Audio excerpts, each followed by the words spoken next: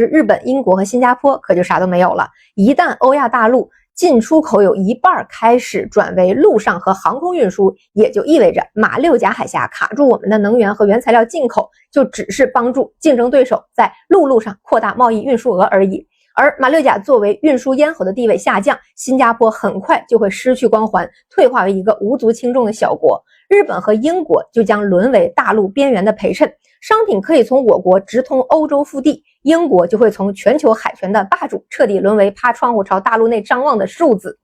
那么有了陆上通道，再也不用担心海上行动会对航道影响的我们，届时就可以帮日本把南边的大门也给它关上。北边的千岛群岛已经被俄罗斯锁死了，随着我们把琉球的这个南大门也上了锁，本子就会彻底的被锁死在日本海这片小小的水域里。也就是说，北极航线、欧亚铁路运输以及未来的航空运输将会彻底带动陆权的崛起。根据黄奇帆先生最新的演讲中的统计未来20年陆上运输的 GDP 将跟海运平分秋色。因为航运目前都是些能源原材料大宗商品为主，那石油、煤炭、天然气等等这些东西量大，对时间不敏感，附加值低，而北冰洋的航路的开通，首先就能在这个部分的运输上分走一大块蛋糕。北冰洋只有太平洋的1/8大，航路周围全是结冰的状态，包围在多国之中，并没有一些诸如马六甲海峡霍尔木兹或者是曼德海峡这样的专属于某一国的航路控制条件。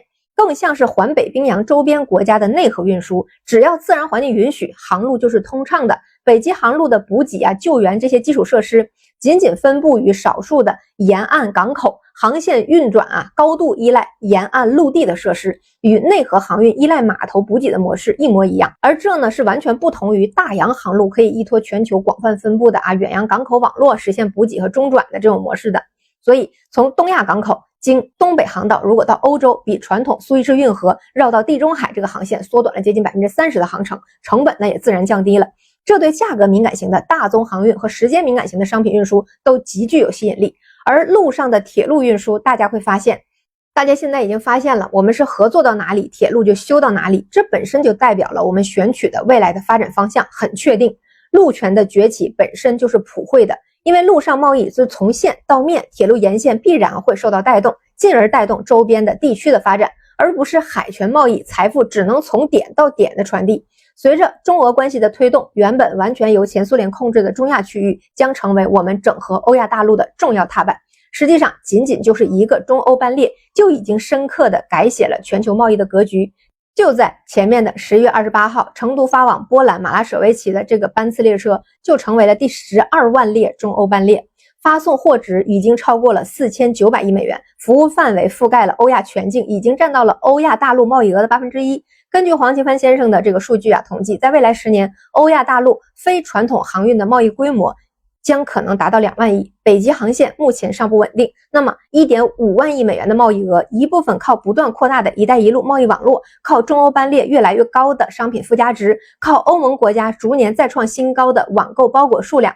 要知道24年欧洲邮政包裹总数有46亿个，其中90%以上来自中国，他们只有10亿人口平均每人4.6个。无论贸易战怎么喊，包裹它就是翻着番的增加，这就是法国其实没啥好合作条件拿出来，也不得不来咱家开光的原因，选民们乐于看到嘛。德国就更有意思了，一帮白左政客天天大放厥词，企业那是头也不回的卷铺盖就来华呀，在欧洲不断裁员，在中国不断建厂。德国他们不来，就不只是没有选票了，可能还会失去金主的欢心。那除了以上2个扩大欧亚大陆陆权贸易规模的选项，剩下的就是空运了。煤炭、钢铁这些必须走水路，是因为规模大，单位重量呢更便宜。但是现在我们造的是什么？是芯片、笔记本电脑、智能手机、生物医药，这些产品单位重量的附加值很高，怕颠簸，时间敏感。走空运虽然贵，但是算下来地面物流成本其实也只占到了它总成本的1%到2%，